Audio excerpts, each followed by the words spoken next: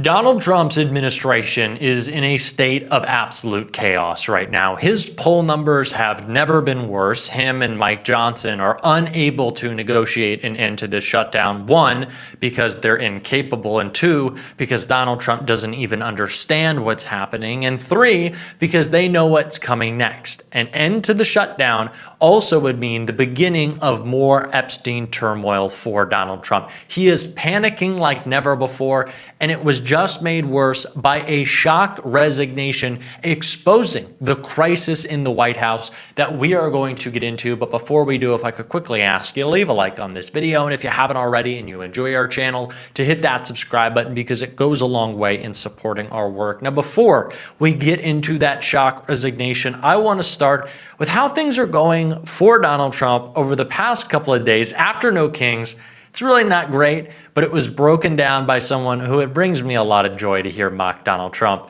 and that's Jamie Raskin right here. Totally positive, totally patriotic, and totally supportive of us getting the American government back in business again, reopening and supporting the healthcare of the American people and supporting the federal workforce. And I kicked off by saying that Speaker Johnson was talking about a Hate America rally, but that one had already taken place on January 6th, 2021, when Trump incited a mob of insurrectionists who violently assaulted our police officers, wounding and injuring more than 140 of them in order to overturn a presidential election. He lost by more than 7 million votes. That's what a Hate America rally looks like. This is what a Love America movement looks like. And that's why they've been trashing it for weeks now, because they know that millions of Americans are standing up against their authoritarianism.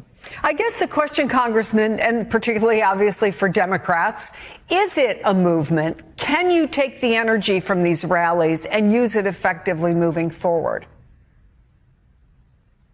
Yeah, well, that's the question, but I think it was answered on Saturday. I mean, this is right now the largest the set of demonstrations that's ever occurred in American history. I don't know that there's ever been 7 million people who have assembled in unity against an administration that has been so determined to violate the civil rights and civil liberties of the people, usurp the powers of Congress, and trampled the Constitution, as well as shut down the U.S. government. So these are definitely movement conditions, and we have tremendous focus and unity within our party to hang tough for Medicaid for the American people, to hang tough for the monthly premium tax credits that are part of the Affordable Care Act. They want to throw millions of people off of health care, and the Democrats are saying, no way, we're not going to allow you to do that. We're going to reopen the government. We're going to reestablish the health care rights of the people. We want to rehire the federal workers who have been illegally sacked, including more than 4,000 at the end of last week from 8 different agencies, including the people who are the disease trackers at the Centers for Disease Control. And we want to see sworn in Adelita Grijalva as quickly as possible so we can get America moving forward again. And then, the millions of people you saw in the streets as protesters on Saturday become organizers in 2026 for us to take back Congress, even against the extreme gerrymandering of the Republican Party and all their voter suppression tricks.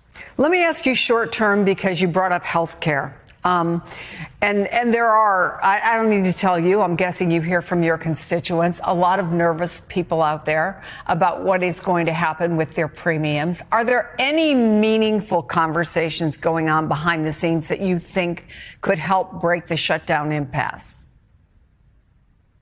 Well, I don't know whether any took place over the weekend, but I will tell you this. I heard from tons of people out on the road and at the protests saying that their health care is going to be going up hundreds or thousands of dollars a month because of the Republican refusal to negotiate to reopen the government. Things could not be going worse for this administration. They really couldn't. Donald Trump's approval rating is in the gutter. He cannot win a messaging battle about the shutdown. He just keeps lying and doing AI slop that everyone is kind of just uncomfortable with and shows kind of the demented state of the Trump brain. But we see what's happening right now. Donald Trump is just trying to use this shutdown to continue to be the most corrupt president in history by slapping tariffs that allow for insider trading, having the media distracted enough to pardon George Santos and maybe Ghislaine Maxwell. And that is why Donald Trump is being hit with a shock resignation, blowing up everything. And I want to get into it. GOP fundraiser trashes Trump's authoritarian regime in scathing resignation. A Republican fundraising strategist has revealed that he is leaving the party, saying he has finally had enough of its appeasement of Donald Trump. Miles Brunner, a former senior fundraising strategist for the Republican digital fundraising firm Campaign Solutions, wrote an essay for my colleagues at The Bulwark explaining why he is quitting the party and urged others to do the same to save the future of the country. Since Donald Trump descended that golden escalator in 2015, the Republican Party has devolved into a cult of personality that mirrors the worst authoritarian regimes of the last 100 years, he wrote. For 10 years, the GOP has waged war, an unrelenting war, on our civic institutions, the separation of powers, the foundation of the rule of law, and the very nature of truth itself. While Trump and his supporters in Congress have been the driving force behind the right's descent into despotism, it would also not have been possible without the thousands of consultants, aides, and politicos working behind the scenes to fully execute their systemic dismantling of American democratic norms. Brunner said that much of his job at Campaign Solutions revolved around drafting fundraising emails designed to out-MAGA the previous. It was routine to publish content that pushed election fraud conspiracies, stoked anti-immigrant sentiment, and sowed distrust in our institutions, he wrote. He described becoming disillusioned while working as a political coordinator for moderate California State Senator Janet Nugent. Brunner said that he tried desperately to distance the state senator from Trump during the 2016 campaign and hoped that Trump's very fine people response to the deadly far-right rally in Charlottesville, Virginia in 2017 would provide the perfect opportunity to break away. However, the state senator was reportedly unhappy with the statement her team released describing Heather Heyer, the woman struck and killed by a white supremacist during a demonstration opposing the neo-Nazis, as an American hero after she received backlash from Trump's MAGA base. The staff stressed to the state senator that the person had been indeed killed by a terrorist for protesting Nazis in her city, but that didn't matter. The text was changed, and any further condemnations of Trump or alt-right activities occurring in our district would stop, Brunner wrote. It was the first time I would have drawn the line and said I quit, but again, I stayed. Brunner said that throughout his time in the GOP, he rationalized, compartmentalized, and found excuses to stay tethered to the party, despite his deep concern about Trump being the de facto leader of the GOP. His essay concludes with a plea for others to follow his lead, even if they fear how it might affect their careers or personal lives. This is exactly the type of courage that we need in this moment, and I'm so glad that there is an independent media outlet like The Bulwark, maybe growing faster than any other, of course, rivals like Midas Touch or Crooked. But this is a story that needs to be told, and I'm glad that The Bulwark is the space where that can be done. And I'm glad that I have been able to work with them on telling some other stories on Sunday, and one of them was about Rand Paul, a Republican who has broken with Trump, doing both that, breaking with Trump and calling him out for committing war crimes, but also sucking up to him in the weirdest ways on the Sunday shows. I want you to take a look at what we're doing over at The Bulwark on Sundays in this clip right here. Republicans are cucks. At least Rand Paul is. Rand Paul is a cuck. He is submissive to Donald Trump. He likes to debase himself at his pleasure. And I know I always talk about the fact that the Sunday shows are an opportunity for Republicans to put on their favorite humiliation ritual for the dear leader. But what Rand Paul did today was one of the saddest things I've ever seen out of a United States senator. Like truly, truly embarrassing, especially because then he went on to criticize Donald Trump after saying, "Oh, dear leader, won't you give me some more?" But this is some truly bad stuff that I want to get into. Donald Trump made a wild, outlandish, as he always does, ridiculous Truth Social post about Rand Paul earlier this week that he had to respond to. And his response, again, you will get secondhand embarrassment. This was a post on Friday night. Let me read you, get your reaction on the other side. He said, quote, "Whatever happened to Senator Rand Paul? He was never great, but he went really bad. I got him elected twice in the great Commonwealth of Kentucky, but he just never votes positively for the Republican Party. He's a nasty little guy." Why do you think President Trump is targeting you, Senator? I think the problem is this, is that in Washington, what I represent, some people describe as unusual, and the president describes it as weird that I'm for less debt and balanced budgets.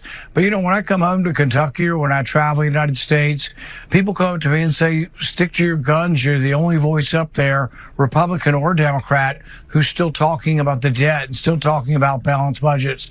But I don't take it too seriously. Look, I've known the president for over a decade. I've played golf with him many, many times. I enjoy his company. I was one of his biggest defenders on impeachment and would do so again. I think he's one of the best presidents, if not the best presidents of my lifetime. So he gets mad at me sometimes, but I'm still one of his best supporters if he's willing to have it. You're still one of his best supporters. You love him. You're going to do whatever it takes. His company is so great to be around. What is wrong with these people? Like, do they not feel embarrassment? Oh, you know, like dear leader Trump, he said that I was a shitbag and an idiot, but he's just joking around. You know how President Trump is. He loves me. We're great guys. Oh, he said that my wife was ugly. I don't know, Becca, she's working on it. She's getting the makeups done. You know, it's fine. We love what President Trump says. Like, have you no shame? Do you not care? Like, how far are you willing to sell yourself out, Rand Paul? Like, but again, this is the humiliation ritual of the Sunday shows, but you are usually defending something that Trump said about Democrats or people of color, or I don't know, he was attacking some marginalized group or enacting some illegal action. It's usually not about them. But for Rand Paul to not just like excuse it, but fully embrace it and then be like, do you know what it is? It's because I wasn't with him. I love being in his company. Saying I love being in his company, that is crazy. He is doing tricks on it. What are you talking about? Well, when Mr. Trump is tweeting about me, that's different. But when we get together, I just see that look in his eye and he loves me. He says that I'm a good boy. Like, I truly don't understand how the party that claims that it's all about the masculinity and the macho-ness and we're so fucking tough is also just a bunch of cucks. Like, these guys aren't cool. There is nothing that exists in their life outside of not even politics, because if it was politics, it'd be one thing. Like, that's all I spend my time doing, but it's because I actually give a fuck about people. But their dedication is to Trump. Like, their worldview is of Trump. It is of nothing else. We need to get some larger lockers in the U.S. Senate and like just start stuffing. Like, these people are embarrassing to us. What is tough about constantly and always capitulating to Trump and, oh, the dear leader, he is so great, he is so fantastic, and praising him nonstop? But what's so insane to me about this, and I just can't believe Rand Paul, I guess I should, these people truly are embarrassing, and we have to call them out more and more and more every single day and point out the fact that they should be humiliated and that this is embarrassing and that Republicans shouldn't be able to call themselves the tough macho men when they are always capitulating to Donald Trump. We are going to continue to do that on this show, and if you want to support that, as always, you can hit that subscribe button, leave a like on this video. If you stuck around to the end, drop a blue heart in the comments. Keep on fighting. Don't let them silence you. And until next time, I'll see you soon.